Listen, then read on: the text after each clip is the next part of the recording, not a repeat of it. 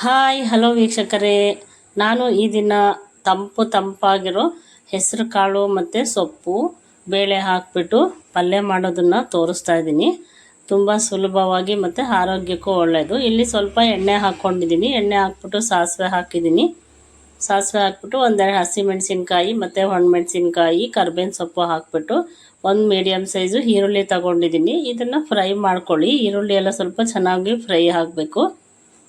ನೋಡಿ, ಇವಾಗ ಫ್ರೈ ಆಗಿದೆ. ಈ ಥರ ಇವಾಗ ರುಚಿಗೆ ತಕ್ಕಷ್ಟು ಉಪ್ಪು ಹಾಕ್ಕೊಳ್ಳಿ. ಈ ಥರ ಪಲ್ಯ ಮಾಡ್ಕೊಂಡು ತಿನ್ನೋದ್ರಿಂದ ಆರೋಗ್ಯಕ್ಕೆ ತುಂಬಾ ಒಳ್ಳೆಯದು ಮತ್ತು ತಂಪು ಕೂಡ.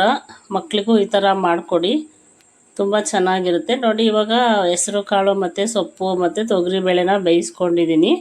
ಈ ಥರ ಮಾಡಿಕೊಂಡ್ರೆ ನೆಂಚ್ಕೊಳ್ಳೋದಕ್ಕೂ ಮತ್ತು ಚಪಾತಿ ರೊಟ್ಟಿ ಎಲ್ಲದಕ್ಕೂ ತುಂಬಾ ಚೆನ್ನಾಗಿರುತ್ತೆ. ನೀವು ಒಂದ್ಸಲ ಟ್ರೈ ಮಾಡಿ ನೋಡಿ, ಹೇಗಿತ್ತು ಅಂತ ಕಮೆಂಟ್ ಬಾಕ್ಸಲ್ಲಿ ತಿಳಿಸಿ. ಹಾಗೆ ನೋಡಿದ ತಕ್ಷಣ ಸಬ್ಸ್ಕ್ರೈಬ್ ಮಾಡಿ ಹೊಸಬ್ರಾಗಿದ್ದರೆ. ನೋಡಿ, ಇವಾಗ ಚೆನ್ನಾಗಿ ಮಿಕ್ಸ್ ಮಾಡಿಬಿಟ್ಟು ಮೇಲ್ಗಡೆ ಸ್ವಲ್ಪ ಕಾಯಿ ತುರಿ ಹಾಕಿದ್ರೆ ಒಳ್ಳೆ ರುಚಿಕರವಾದ ಟೇಸ್ಟಿಯಾದ ಕಾಳು ಮತ್ತು ಸೊಪ್ಪಿನ ಪಲ್ಯ ರೆಡಿಯಾಗಿದೆ. ನೋಡಿದ್ರೆ ಎಷ್ಟು ಸೂಪರಾಗಿ ಕಾಣ್ತಾ ಇದೆ, ಅಷ್ಟೇ ಟೇಸ್ಟಿಯಾಗಿ ಕೂಡ ಇರುತ್ತೆ. ನೀವು ಒಂದ್ಸಲ ಟ್ರೈ ಮಾಡಿ ನೋಡಿ. ನೋಡಿದ ತಕ್ಷಣ ಲೈಕ್ ಕೊಡಿ. Thank you.